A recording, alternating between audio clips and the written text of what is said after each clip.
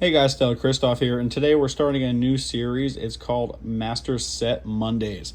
And we're also going to start a subsection in this series, and it's going to be for Shattered Stars. So we're going to go ahead and go over month one of Shattered Stars. We're going to go over each card and then a couple combos for the set. So the binder I'm using is a 12 by 3 or 4 by 3 binder, so I can fit 12 cards in each slot. Each month it features 11 different cards. So the last slot right here I have the pack. I cut it real quick so it fits in the slot better, but there's our first slot. So next we have our full art non-hollow Spirit Zaptor. Different artwork. Each one's going to have a different artwork more from what you guys are used to. We got our Toxicon. When Toxicon receives one or more Thunder Spirits, your opponent must expend a spirit. Good to have in the Nexus deck, or just if you're trying to beat down your opponent. Lycavolt, this is a 6/3/2 cost. It gets +2 attack for each and pump that's in your underworld. And then when it destroys an opponent's Celestial, your opponent has to discard a card from their hand. Good attack. You can actually get it up to a 12 attack. But keep it on the field at that point, especially with the new meta, it's kind of hard to keep it out on the field for more than 1 or 2 turns. Spark It, your natural Nexus card for Thunder. Nexus up to 2, and when you do, you can look at your opponent's hand and discard a card from it. Quackle, good card to have for Thunder decks. You're going to heal 3 on the turn you cast it. Ash Rabbit, this is a staple in almost every deck.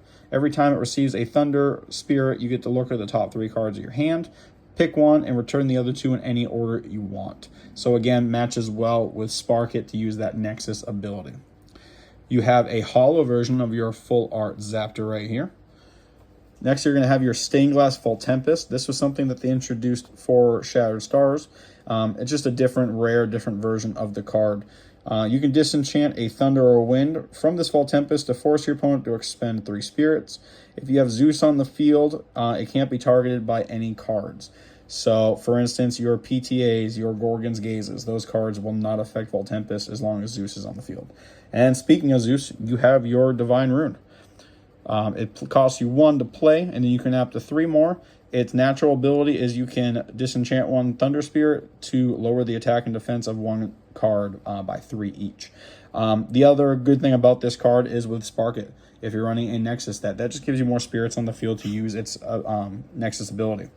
Next, you got Thunderstorm. It's going to cost you 2, but you're going to destroy a rune on the field. So if you're not sure what their face down card is, you can go ahead and play this. Or if they have their own Divine Rune out, you can destroy that card. And the last one in this is going to be Shield of Achilles. This is probably one of the top 3 to 5 cards you will have in your deck.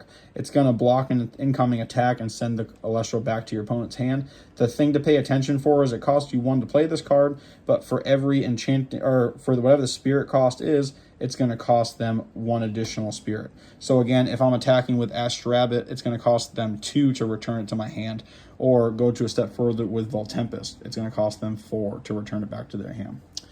That's all I got for you guys today. Again, this is going to be a new series called Master Set Monday, and I'll see you guys next Monday. My name is Stella Christoph. I hope you all have a stellar day. See ya.